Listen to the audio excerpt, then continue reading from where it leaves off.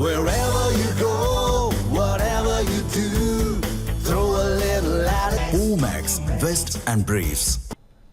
சட்டப்பேரவை தேர்தலில் போட்டியிடும் ஒரு வேட்பாளர் தனது தொகுதியில் அதிகபட்சமாக 40 லட்சம் ரூபாய் வரை மட்டுமே செலவு செய்ய தேர்தல் ஆணையம் அனுமதி அளித்துள்ளது.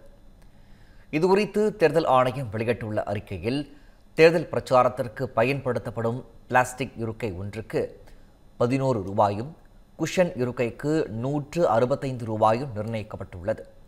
மேஜை ஒன்றுக்கு 110 ரூபாய், தனி சோஃபா பயன்படுத்தினால் 380 ரூபாய், பிரச்சாரத்தின் போது 50 கொடிகள் கொண்ட கட்டிற்கு 40 ரூபாய் கணக்கில் எடுத்துக்கொள்ளப்படும் என தெரிவிக்கப்பட்டுள்ளது.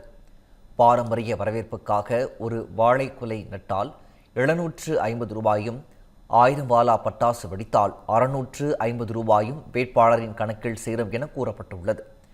மேளதாளங்களுக்கு 4 மணி நேரத்திற்கு 6500 ரூபாயும், கரகாட்டம், மயிலாட்டம் மற்றும் நாதஸ்வரம் போன்ற கலை நிகழ்ச்சிகளுக்கு 3 மணி நேரத்திற்கு 11,000 நிர்ணயம் செய்யப்பட்டுள்ளது.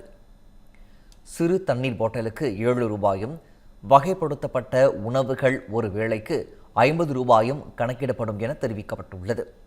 வாகனங்களை பொறுத்தவரை 15 மணி நேரம் அல்லது 150 கிலோமீட்டருக்கு ஏசி வசதி இல்லாத சுற்றுலா கார்களுக்கு 4,950 ரூபாயும், ஏசி வசதி கொண்ட கார்களுக்கு 3,400 ரூபாயும், இனோவா போன்ற சிறிய ரக வாகனங்களுக்கு 5,250 ரூபாயும் நிர்ணயிக்கப்பட்டுள்ளது. வேட்பாளர்கள் தாக்கல் செய்யும் செலவு கணக்குகளை இந்த பட்டியலுடன் ஒப்பிட்டு சரிபார்க்க தனி அதிகாரிகள் நியமிக்கப்பட்டுள்ளதாகவும், தேர்தல் விதிமுறைகளை மீறி அதிகப்படியான செலவுகளை செய்பவர்கள் மீது கடுமையான நடவடிக்கை எடுக்கப்படும் என்றும் தேர்தல் ஆணையம் எச்சரித்துள்ளது.